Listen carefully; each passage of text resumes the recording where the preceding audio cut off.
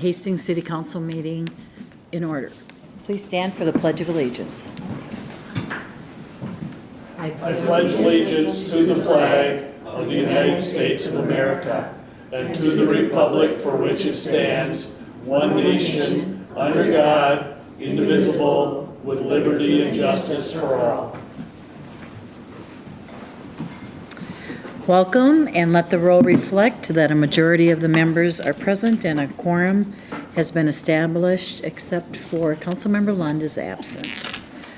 Tonight we have City Planner Justin Fortney with us and Cindy Toppin as the chair of the Hastings Preservation Commission, and they will recognize our Heritage Preservation Award winners tonight. Welcome. Thank you very much. I'm Justin Fortney, the city planner. I'm the staff liaison for the HPC. And I'm just going to turn it over to Cindy Toppin, the HPC chair, because it's the HPC that does all the work with the Preservation Awards. I pretty much just do the clerical work for it. Thank you. Good evening. I'm happy to be with you tonight to present the 2023 Preservation Awards. Preservation Awards date back to 2001 to recognize homeowners who've done an admirable job of preserving older homes. Older residents, as well as the downtown historic district, are a big part of tourism in Hastings and something that we want to preserve as part of our history. So let's get on with the first award. This first house is 207 West 2nd Street. I'm sure you're all familiar with it. This story home was built in 1875 by George Reed, sold in 1877 to local businessman and wheat farmer Charles Strauss, and again in 1892 to train conductor Del Cook. The architecture of this home is an example of French Second Empire with variations. The front tower is adorned with slender, arched windows and cupola, along with a mansard roof, and they're hallmarks of this style. Other original features include 6 bay windows, a stone foundation, stucco over brick, 8 dormers, a brick chimney, a front portico, and spindlework, and bracketing and trim along the roof line. During the middle of the 20th century, John Judge converted the house into apartments, but since then the house has been restored to a single-family residence. In 1996, then owner Bob Langenfeld, I'm sure you know him, contributed to the conservation of this home by replacing the roof, re-roofing the original carriage house, and repairing and replacing windows. He added the metal fence-like trim for the top of the cupola. This house is classified as having local significance, and it's a contributing property by the City of Hastings to their historical district. This property was added to the National Historic Register in March 1977. The current owner is here tonight. Her name is Laura Lidstrom Ryan, and she's maintained the property beautifully. She worked with the HPC to recently add a retaining wall and the roof with copper ridge caps on the tower. She also added the cobblestone driveway, which is of special note. Laurel, do you want to come up and get your award? Thank you for coming. Appreciate it. And if the council members would like to come down up front and stand with the recipients, we can get a picture when they're all up there. When they're all done. Congrats. No, wait she'll till come all. up. Just sit down until we we're all done. Well, at the very end, we'll have At the it come very up. end, yeah. Thank you. We've got a lot to cover We anyways. have I don't want you to follow. many more awards, and tonight we're lucky we have many of the recipients. So our next house is on 651 West 5th Street. This house was built in 1914 by John Hoffenmiller and sports the original porch and clapboard siding. This home is a classic example of Dutch colonial revival with 2.5 stories and a gambrel roof. Additionally, stucco, exterior details, 4 bay windows, a concrete foundation, 2 dormers, and a brick chimney add interest to this house.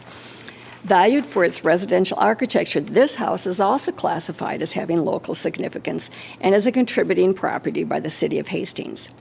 The current owner is Steve McMahon, who now lives out of state. In a phone conversation, he stated that they took great pride in maintaining as much of the original house as possible when they lived there, and then since it's turned into rental housing. Windows are original, and the woodwork inside is original. According to his anecdote, he was told that the gazebo behind his house was made from the remains of the spiral bridge. We don't know if that's true, but that's what he was told. Our next awards are the Stewardship Awards, and what stewardship means is that these houses received an award maybe 20 years ago, and these are award winners who have in the ensuing years maintained these properties, which is no mean feat. So this house is 413 West 2nd Street. It's called the Pringle Judge House, and again, I'm sure you're very familiar with this house. It was built in 1870 by Henry Hudson Pringle. On the outside of the house is a spacious square columned porch with the lattice balustrade on top. Unusually wide cornices crown the house are supported by massive eave brackets. The house has 16 rooms, 11 downstairs, 5 up. The upstairs rooms were rented as apartments at one time. Inside the house is an entrance hall that boasts a gracefully winding stairway that opens into high-ceilinged rooms in which the narrow windows reach almost to the floor. Windows are all original to the home, as is the woodwork. An addition and back was added in the 40s using windows from the original house. Pringle established the first hardware store in Hastings on 2nd Street. It was later owned by the Johnsons and then the Jacobsons, so many of you would know that as well. We have an additional picture here that the owner told us to look for in the file in the Pioneer Room. This photo was taken in 1870, and it shows the family just moving into this house. Heidi Langenfeld was able to date this picture because the photographer only worked in this area for a 2-year period of time. The current owner of the house is Fred Weiland, who is here tonight. Congratulations, Fred, if you'd like to come up and get your award. And stick around so that we can get your picture. Make sure I give you the right one. There you go. All right, we'll move on to our next winner. This is 632 3rd Street West. This house was originally built in 1895. The 2-story rectangular-shaped house has only been owned by 3 families in its 128-year existence. That's just amazing. It was first built and occupied by John H. Johnson and his family. In 1953, the house was sold to Joseph Leo Berry, and today it's known as the J.L. Berry Residence. In 1983, the house was purchased by the current owner, Diane Metcalf, who wanted to join us tonight, but her grandson has a band concert. The 2-story wood-framed house sits on a rough field stone foundation and includes details such as a steep pitched roof, decorative trim, gingerbread siding, and a front porch that are characteristic of the time period.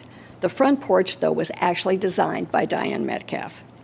Since taking ownership in 1983, the Metcalfs have completed numerous interior renovations, exterior improvements, and in 1995, they constructed an addition on the east side of this house.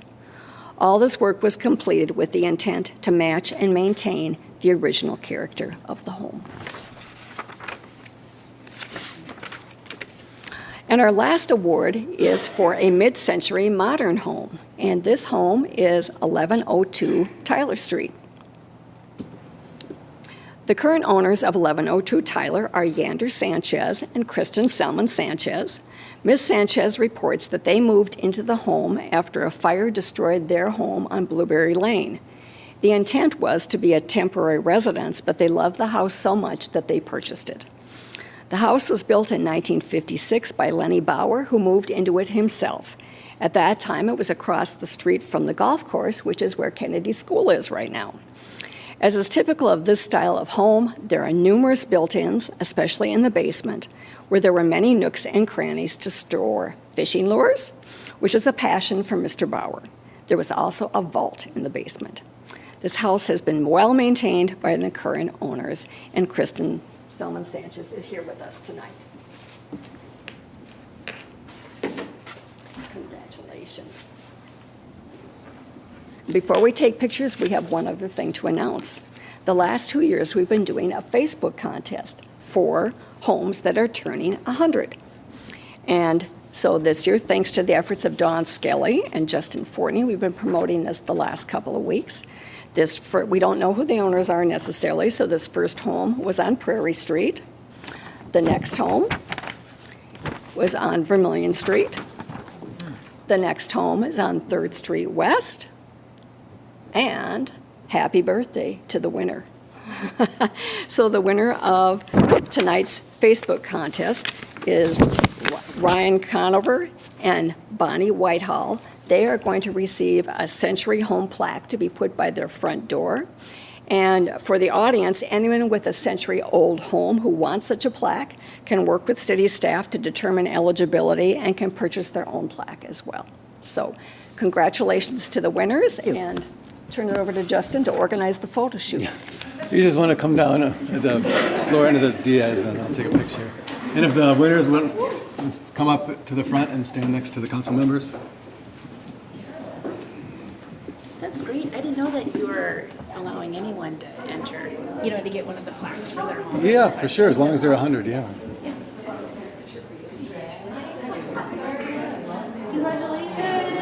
I was out door knocking this last holiday. I was hoping to actually take a call. Have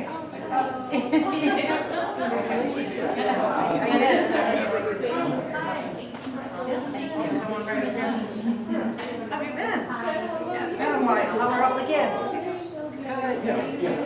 How many at home still? 4 right now. Yeah. Okay.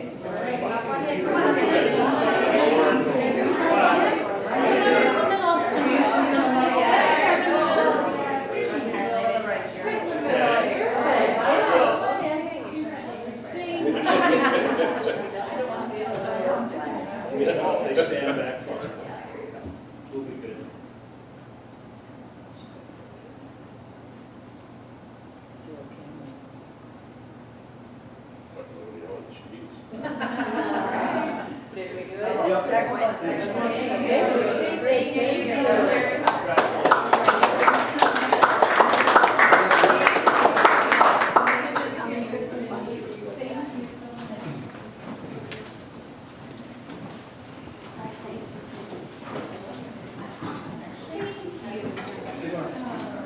Cindy, thank you. You're welcome. Thank you very much.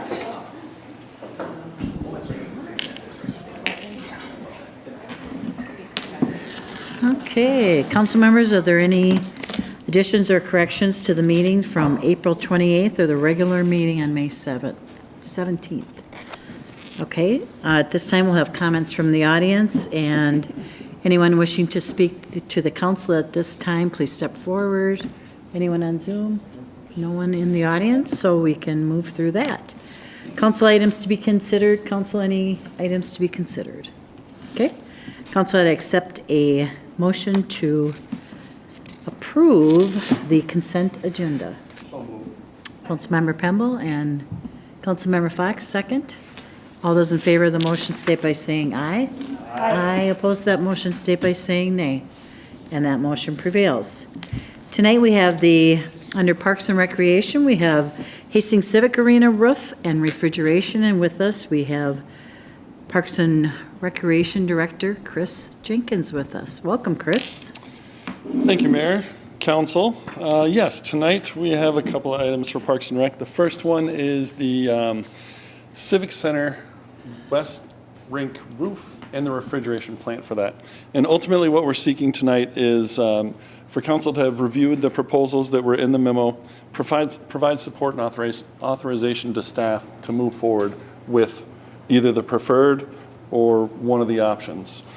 A little background, the roof on that West Rink is a 25-year-old roof. It is a ballasted roof. There were some photos in the packet, and it has served its useful life. It's a rubber membrane with a bunch of rock on top of it.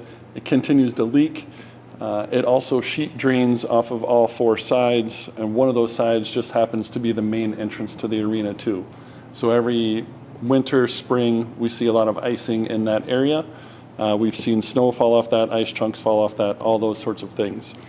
So what we're proposing is to replace that roof with a modified built-up roof, which is layer after layer of insulation tipped to drains. We also will need to build up parapets around the perimeter of that roof as well to be able to get the elevation to tip those drains towards the middle of the building, cut some holes in the roof, and run pipe out and down the building, out the building to the west where that new stormwater pond is, around 316. So we're going to take all of that water off the roof and away from the main entrance of the building. It's a much better roof. It has a longer roof life, and it provides much more insulation for the facility, so much more energy efficient. It actually brings that roof up to energy efficiency codes.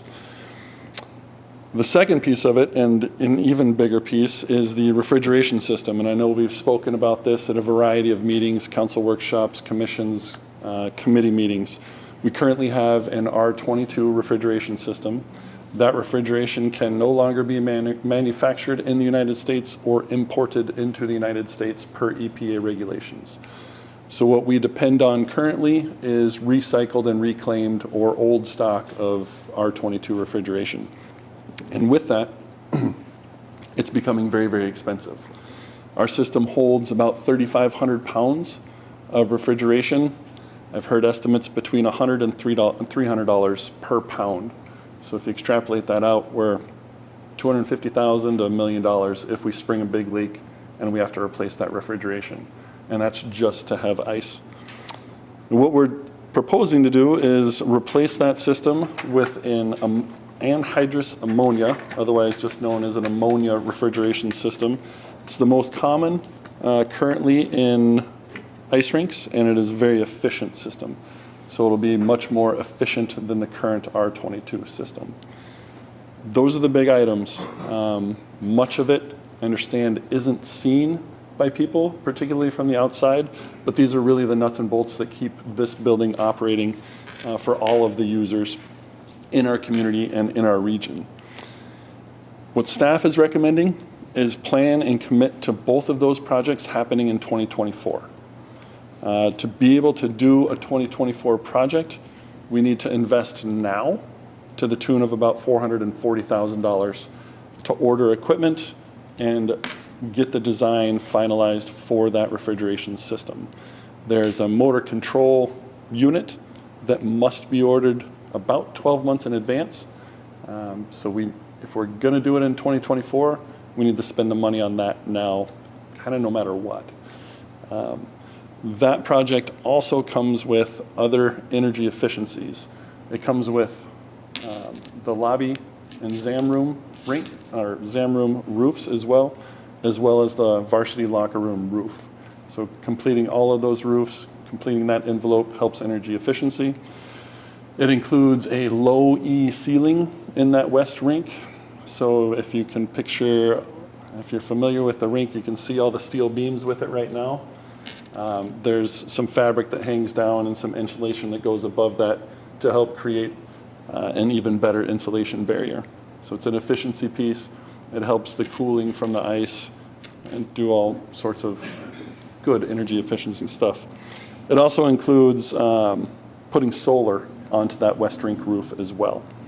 I think those are the big pieces. Oh, LED lighting upgrades for the interior of the facility as well. In total, that's $5 million. So it's a big ticket item.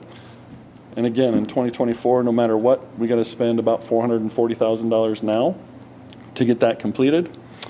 In the meantime, we will seek some affordable repairs to that roof so we don't have leaks for this next winter season.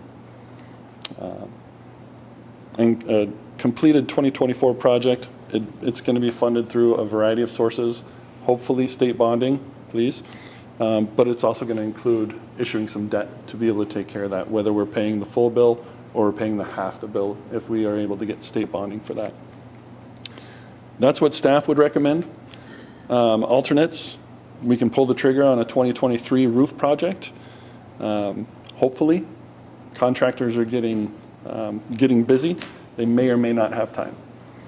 So we can pull the trigger on that to the tune of about $960,000 to get that done. And then the ice plant still remains. So in 2024, if we want to do the ice plant, we still have to spend $440,000 now. And then we can plan for or commit to a 2024 roof project. We'll have to do some repairs to it this year. And again, if we want to do the ice plant in 2024, we still have to put $440,000 together today. They're very large, but they're also very important for this facility in this region. They're going to serve those 2 major improvements between the ice plant and the roofing systems. They're going to serve that facility and the community and everyone that uses it for the next 30 to 50 years. It is the stuff that's all behind the scenes that makes the facility work so we can have an ice season in Hastings. There are a variety of different financial scenarios. Certainly the arena has some fund balance. Certainly not going to cover it all, but it'll help take a little bit out of it. And then again, state bonding and issuing debt. On the positive side of that, when we go through the project, we recover the refrigerant that's in there. Depending on what the market price is for it, we can also sell that. So we have a little bit of revenue, again, just to chip away at it a little bit. And council's talked about this in a variety of different meetings, truly for a variety of different years, a number of years now. We've been discussing this and know that it's coming. So ultimately, staff are looking for council support to move ahead with one of these options. And again, staff preferred would be, let's do everything in 2024 and take care of that gym of a facility out there. And I can certainly stand for any questions. Thank you, Chris. Council, any discussion? Councilmember Lightfoot. Thank you, Anna. Thanks, Chris. We've had a lot of conversations over the number of years since I've been here that we really do have to put the money in and take care of what we currently own, and we talk about it regularly with parks. You had a real quick little comment where you mentioned a solar system installation. Can you give us any more detail on that? I'm really curious to know what that would include, or... The plan for that has been, and this plan started in 2017, to install a 160 kW solar system on that flat roof. And so that gets tied directly into the meter for that facility. So when we have an energy demand, we'll pull from that first. And so that will get used in the facility itself. If we need more energy at that time, it then pulls from our Excel hookup out there. So the plan, excuse me, thanks, Chris. So the plan would be then that those solar rooftop units would power that facility? Power a portion of that facility. Okay. So it's one of those items that we can do for energy efficiency. And when we originally put this plan together, it was, there's a variety, that's all changed. On the way that you receive the energy credits, the tax credits, Right. and all of those pieces. That stuff's still to be fleshed out. It's a very small portion of the overall project. And we can put it in a plan, really see if it works. If it works, we can keep it in the plan or we can pull it out. I love it. I know with Councilmember Fulch, we've been having these conversations for a number of years, and it's nice to see something coming before us on on one of our buildings. So thanks, Chris. The original 17 plan had solar on every flat roof of a city facility, but it does require upgrading those roofs as well. Thanks, Chris. Thank you, Councilmember Lightfoot. Councilmember Fulch. Thank you, Your Honor. So, Chris, so from what I'm understanding, what you're saying is that regardless of what it is we do, you would really like for us to commit to purchasing right now the motor control center for the refrigeration system, right? I mean, that's your highest priority. That's what I heard you say. Yep. Yes. That- Okay. that So that we and can the- move forward in 2024 and replace it. I mean, that would just be devastating if it somehow collapsed or, the refrigeration unit didn't work at the ice rink. I can't imagine the impact that would have to the skating community. But the second piece about the West Rink, so just so that I understand that, because the way it says in the write-up, it says the alternate less desirable options include pull the trigger on the West Rink roof in 2023 as a standalone project only at an estimated cost of $960,000. So we don't, do we, or we, I know that we didn't budget for the roof in this fiscal year. And so what you're saying then is that you have enough money in the fund balance to be able to cover the West Rink if we absolutely needed to? Is that what I'm hearing you say? Between a couple of different fund balances, one, the arena, and two, parks, there would be enough to, I believe that's correct, enough to cover that project alone. Okay, and so it's my understanding that that roof is leaking a lot, right? And that it's, it's hitting the scoreboards and, We put nice little tarps and hoses up this year to try and divert it, and our staff go up and try and patch what they think is leaking every year. We've had other repairs done to it in the past as well. right, yeah. I heard that, what was it, 2 years ago, that it was a girls' hockey tournament that was going on and it triggered an evacuation of the building. And so it's serious, right? We really have to deal with it. And so, I'm very supportive of dealing with it in the very near future. And so, when we had discussed this before, I had understood that the West Rink roof could be done separately from the rest of the roofing project and all the other improvements, right? Correct. And so, what is your hesitation for not trying to do that right now? It's only that then you wouldn't have those fund balances available to do other things. And so what are the other things that you're hoping to do with the fund balance money instead? So fund balance, particularly for the arena, can help in a few years replacing the dasher boards for about $300,000. They can help replace, well, we've got 2 of those coming up. Fund balance can be used to replace the Zamboni next year for $140,000. So we can do those capital investments with fund balance. If we use it all right now, then when we get to those other investments that we need to make, we're going to have to rely 100% on levy. So, do that. so why isn't that, okay, so in 2024, I feel like the right thing that we need to do is that we as a city need to commit to bonding for the entirety of that project. Because I think that it's too important of a project at this point to continue to roll the dice on hoping that the state is gonna, give us the funds, right, to do it. And so that's not necessarily realistic, even though Governor Walz, it was on his agenda for bonding projects, but I don't think it was on either the Senate or the House. So there's that. I think that we do need to bond for it. And so why wouldn't we bond for additional dollars to help pay for the boards and the Zamboni at that time, if we were taking a comprehensive approach to doing facility upgrades at that point? Because, I mean, inflation this last 12 months, I think we're at like 5%. And so, and there's hope that it's going to slow down, but I mean, it could be another 5% increase. So to your point, that what's, another $50,000 or so if we wait until next year to do the roof replacement. I think, to your point, Councilmember, if we were committing to a 2024 project and we start to we'll look then at a more full picture. We'll go through our CIP and find out what's in the next couple of years after this.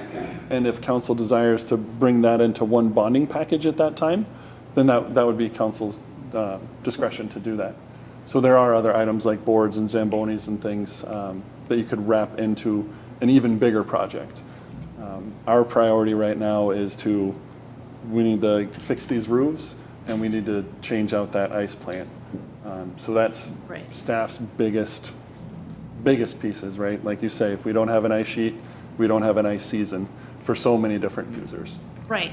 And then, so my last comment is about your recommendation that the plan for, is to commit to the 2024 comprehensive project.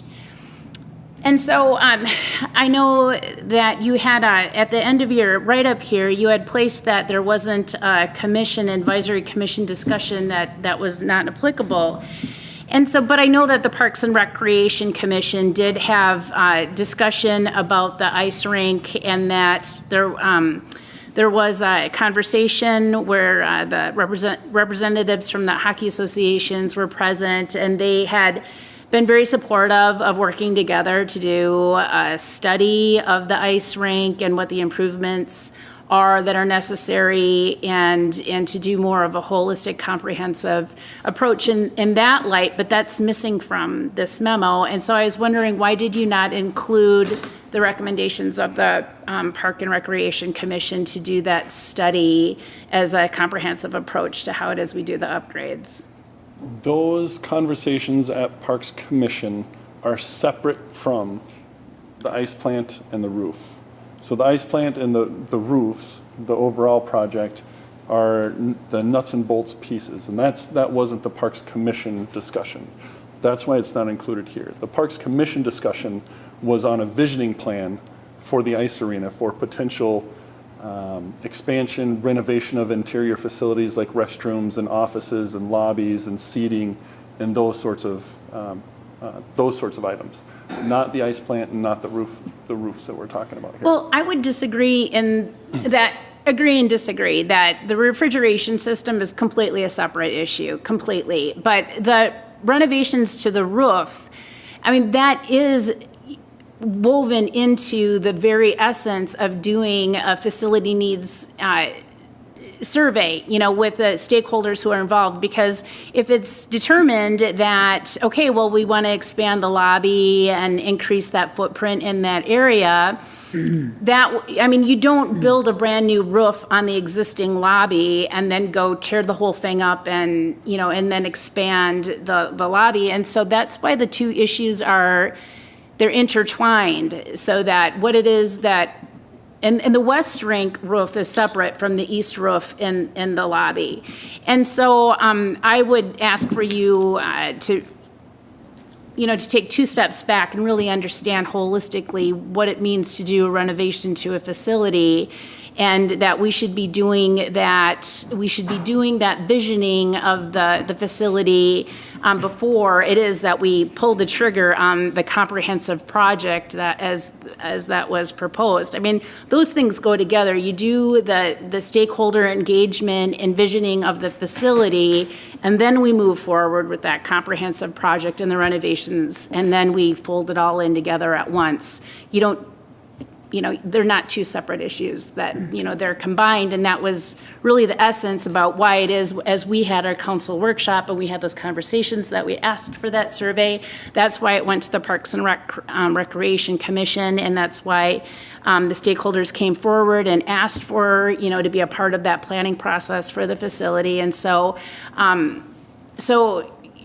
yes, I'm supportive of doing the comprehensive project, but only if that stakeholder engagement is done before it is that we pull the trigger on doing all those renovations to the facility. It just would be, it would not be cost effective to do the renovations and then ask the stakeholders later, oh, by the way, well, what do you think of this and what are your needs? I mean, that just doesn't make any sense to me. So anyhow, that's my 2 cents. Thank you, Councilmember Fulch. Councilmember Fox. Thank you, Your Honor. I would like to voice my support for moving forward with the MCC and the roofing project. I value what Councilmember Fulch is saying, that we should have that assessment done and look at what those specs and numbers might be for like the whole comprehensive numbers target. And we are working with limited resources. So if we're going to do a big project like the arena, just even taking care of the infrastructure that we have invested in, that our community uses, that people from outside of the community use very well, we also have to pay for it. And if we're concerned about what we're going to replace. As a business owner, I have to do this every day, so I'm pretty familiar with making really difficult decisions in a budget. But if we're going to have to decide to not do another project because we are going to do a bigger project, I just want to make sure that we're aware of the consequences of these big budgetary items coming up and us making budget amendments. So I would like to see the information and what that might look like. However, at this moment, I can only support moving forward with the MCC and the roof and the ice. I don't have all the details. I'm so sorry. It's the west roof and then the MCC controls. Yes. Yeah. So I believe the refrigeration plant and the west rink roof. Yes. Thank you. Thank you, Councilmember Fox.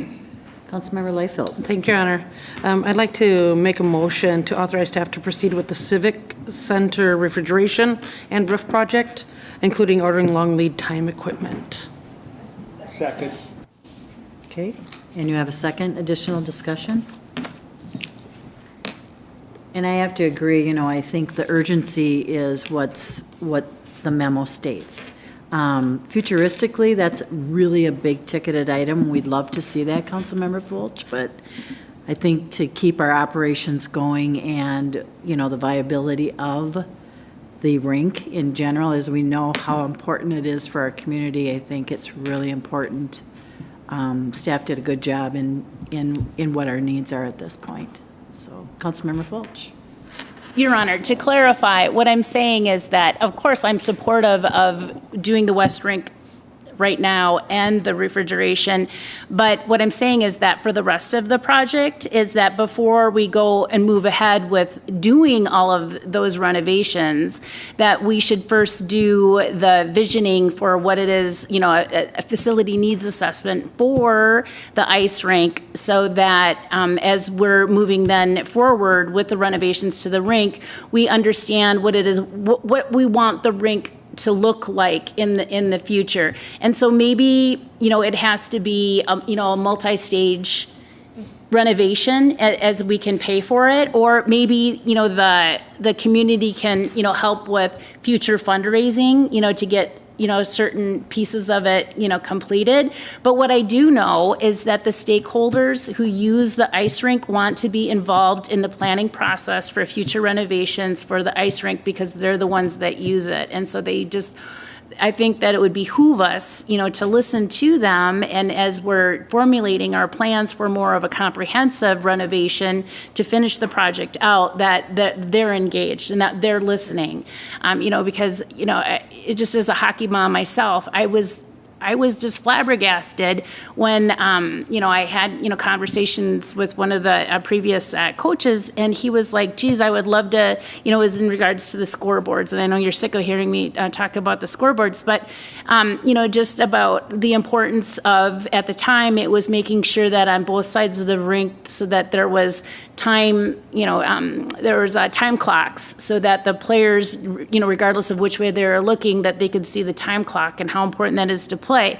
And so that's from a user perspective, that only the users really understand why that is why it's so important, right? And so that, I think that's why it's really that we are stewards of the ice rink, and they're the users of the ice rink. And so we should be making sure that we're fully engaged with them, and that we're helping to meet their needs. And, they can ask for a Cadillac, and maybe, we, can only give them, something less. And I don't want to, name a model or a make, but, something that's more, practical. But I just think that it's really important. It's not often that we make major investments in the ice rink, and so this could be the major investment that we make in this ice rink for the next 30 years. And so I think that we should really plan for the future and that they're involved. Okay. Thanks. Thank you, Councilmember Fulch. Councilmember Pemble. I'm looking at this and saying, okay, I understand what Councilmember Fulch is talking about, but I think it's two separate issues. We're looking at maintenance items that have to be taken care of. And then we're looking at the overall picture for the future. But for right now, the citizens built that or paid for that facility, and this is like ongoing maintenance. It's like repairing your car. It's like, okay, the transmission's going out, you needed to know it's going to have to be fixed. The other issue is like, okay, maybe we're looking at a study to buy a different car. Those are the two separate issues here, and I think there's been a motion and a second, and I think we should call the motion and move that process forward. Thank you. Thank you, Councilmember Pemble. Additional discussion? Chris?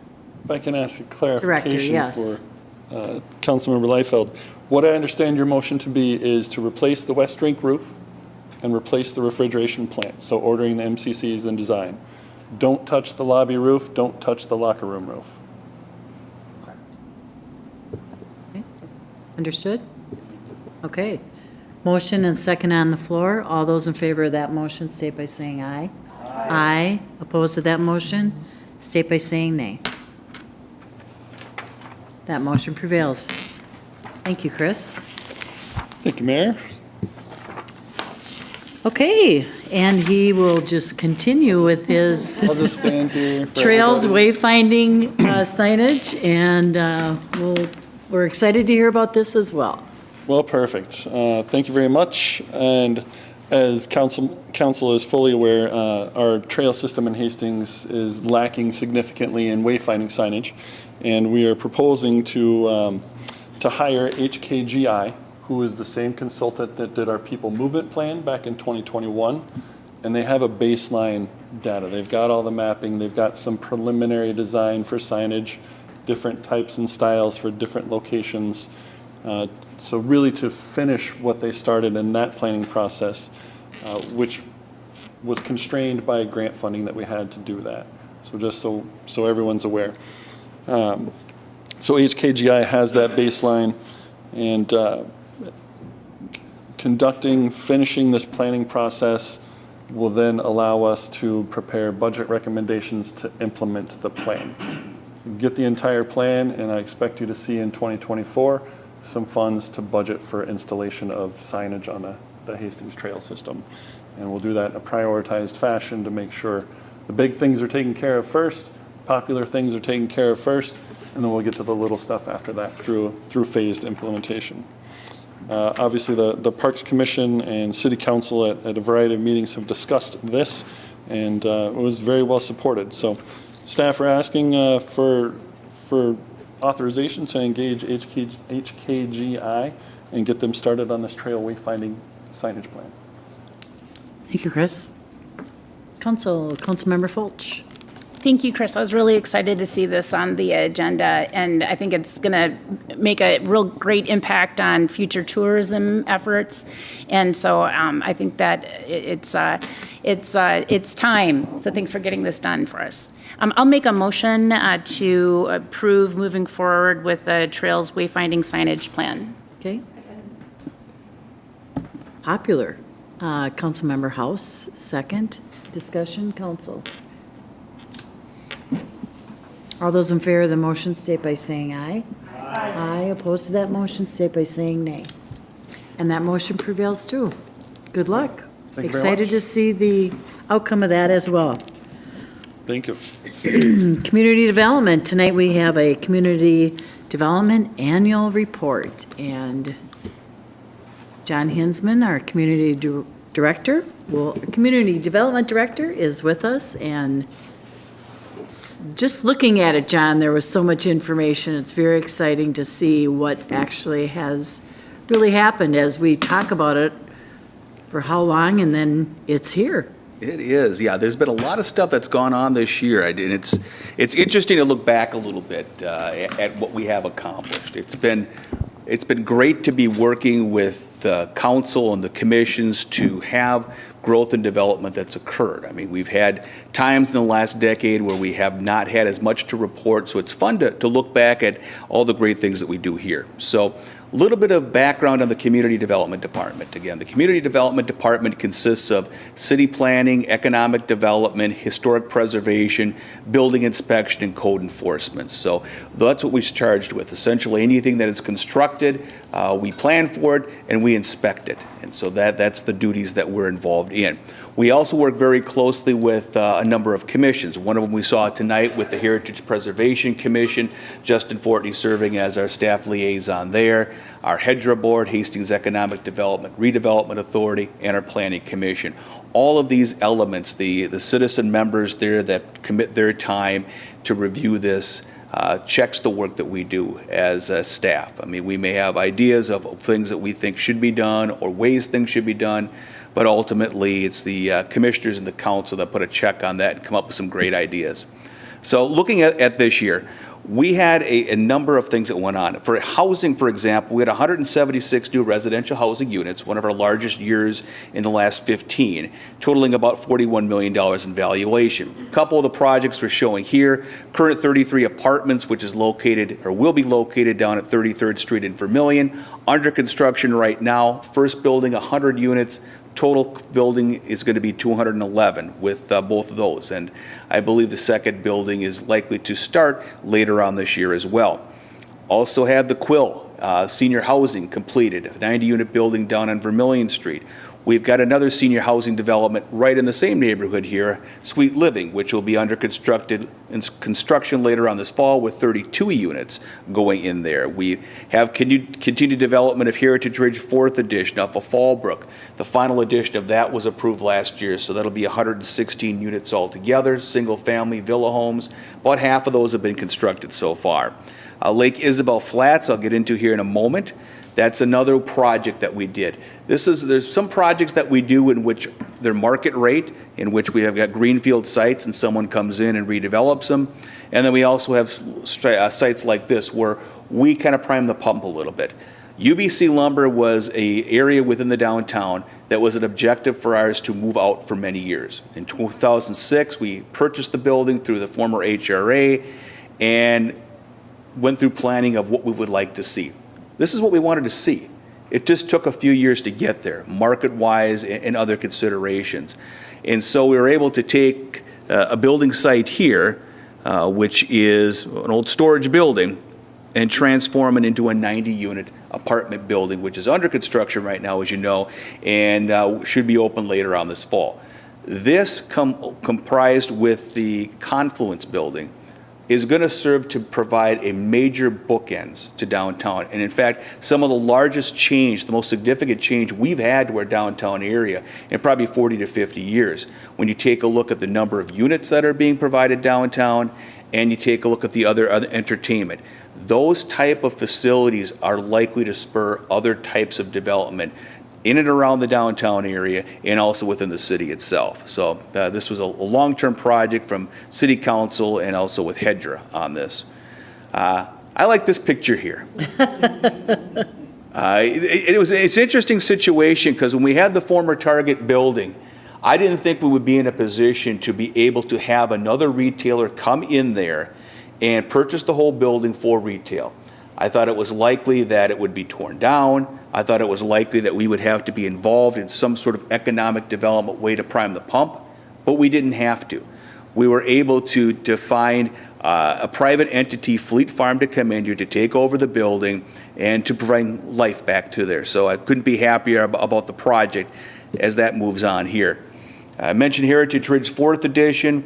We approved KFC last year. Hopefully that'll be under construction soon. I get that question a lot. I don't know. We've approved the building permit. It's getting set.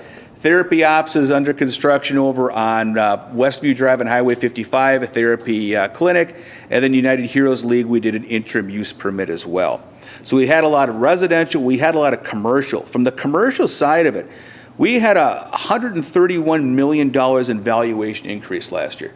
That is a tremendous number. When you take a look at this figure here from year to year, I mean, you've got, last year we had about $9 million in valuation increase, $129 million this year. I mean, that is a tremendous number. We had a lot of work that was being done at the hospital, at the government center, in the schools, a lot of things that didn't necessarily come before the City Council, the Planning Commission, but were significant numbers. It's always great to see an increase in the commercial industrial remodeling, the value that's put into and the investments that's put into the existing infrastructure within the city.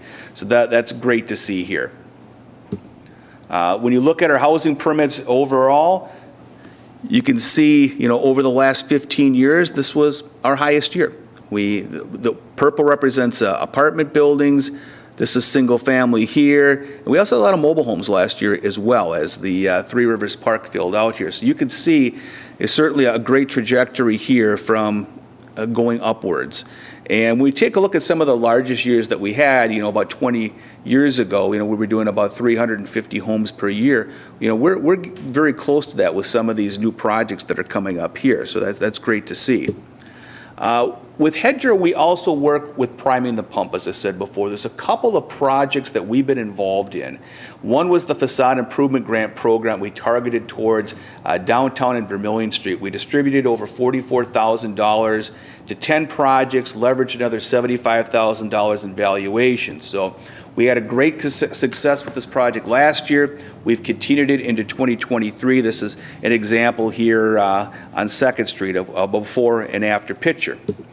We also have a program, too, for a revolving loan fund where we can provide larger loan assistance to provide for renovation of buildings. Spiro Food Co-ops, as we're all familiar with on Highway 55, South Frontage Road, the building there looked a lot worse last year and was not functional. Spiro Co-op has been a great company. They moved around to a number of different locations in town. They wanted to stay put where they were, but expand, and they were able to do that with a couple of loans and assistance through HEDRA. As I said earlier, the confluence, which has been something that we've been highlighting for 14 years since we've been involved in it between City Council and HEDRA, is coming close to fruition here. That's going to bring the hotel, the convention center, the restaurant, the activity.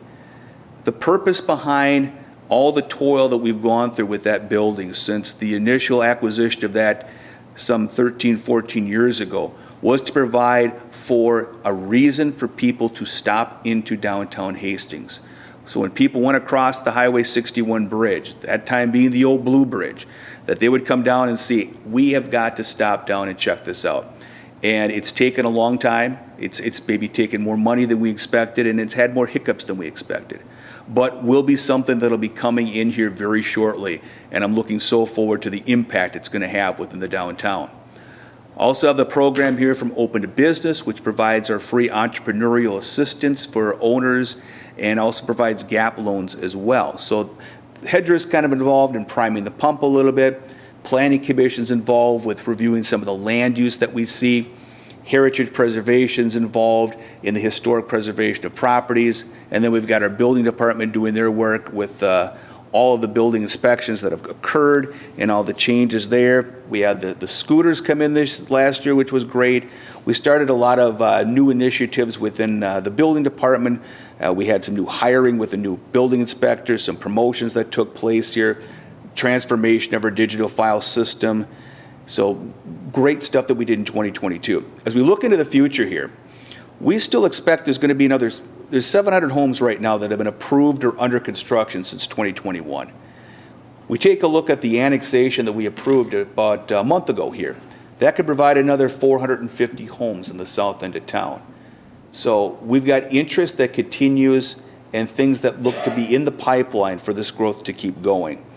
We're working on the what we call Block 28, which is the 410 to 412 Vermilion Street property. That is the old Rivertown Liquors, Country Nights property. We've acquired about half that block at this point, and we will continue to move forward to continue to get the rest of that block here and look at that for redevelopment purposes. HEDRA and the City Council went through planning a couple of years ago with the Vermilion Street Development Plan. This was a key block. We're looking to implement that portion of the plan within this block in the coming years here. And really to put that in conjunction with all the great improvements that are going to be happening on Highway 61 during that time period. So that's a summary of what I have here for activities for community development in 2022, and I can stand for any questions. Thanks. Thank you, John. Councilmember Fox. Thank you, Your Honor. And thank you, John. I deeply admire the work that you do and the staff under you work on as well. One thing I wanted to highlight that it's a fun fact that I really like that we learned while we were at HEDRA, Councilmember Pemble and I, and I'm going to need your help with the data, but we did so many business drop-ins and business connection meetings. Significantly more than we've ever done in the past. And I think it is very noticed in the business community. People feel supported, and they really love working with our staff at the city. So I just wanted to make sure to mention that. Can you remember the number off the top of your head? I have it right here someplace. We had 131 business drop-ins last year. So that's basically going into a business, hey, how's it going? What's going on? Just get a face to a name and to see if there's any issues out there. We had, I think, about 10 formal, what we call business retention and expansion visits, where we make an appointment, we have more of a schedule. But, Eric in particular, when he was here, was excellent at doing that, being able to drop down. And that's something with the new person upcoming in that position is really going to continue to be a priority. Thank you for that. I know that the business community definitely feels the support of the Economic Development Division of Hastings. Thank you, Councilmember Fox. Councilmember House. Thank you. Thank you so much, John, for all this information, and thank you so much for all the hard work you do and your team does. It's great to see so many new thriving businesses and housing developments in town, so thank you for that. Sure. Thank you, Councilmember House. Okay, well, again, John, you've heard it from most of all of us. We appreciate what you've done, what Eric has done, and with the business relationships, I think that really makes it really known to the business community that we as a city really do care for them being able to sustain and to thrive. So I think it's great. So looking forward to what it's going to look like next year. All right. Thank you so much. Thank you, John. Okay, council members, any announcements? No? Okay, I have a few.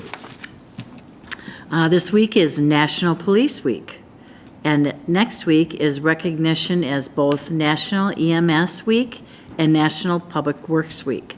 Please join me in a great and heartfelt thank you to our employees in these departments and for their service in our community. Tuesday, which is tomorrow, May 16th, we have our Police Week open house from 5 to 7 on Sibley Street in front of the police station. All are invited to this free event.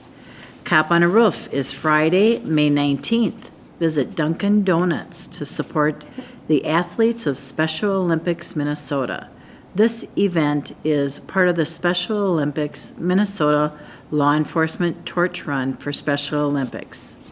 City offices will be closed Monday, May 29th, in observance of Memorial Day. On that day, Memorial Day, I just would like to remind everyone that the Memorial Day services will be only held at the pavilion at 10 a.m. They're just going to have it in one spot this year, and that is actually where the March for Them walk will end during that program starting at 10 a.m. On Tuesday, June 6th, join the summer kickoff to our 2023 Levy Park events. Live Congo music, Raptor show with Carpenter Nature Center, bounce houses, climbing wall, face painting, caricature artist, balloon artist, and more. All ages are welcome to this free event. Meetings coming up are Tuesday, May 16th, 7 p.m., Heritage Preservation Commission. Wednesday, May 17th, the Parks and Recs Commission meeting has been canceled. Thursday, May 18th, 6:30 p.m., Public Safety Advisory Commission. Monday, May 22nd, the Planning Committee has been Planning Committee meeting has been canceled, and the Planning Commission meeting meets at 7 p.m. Monday, June 5th, 7 p.m., City Council regular meeting. At this time, I accept a motion to adjourn. So moved, Your Councilmember Leifeld? Councilmember House? All those in favor of the motion state by saying aye. Aye. And that prevails. We are adjourned.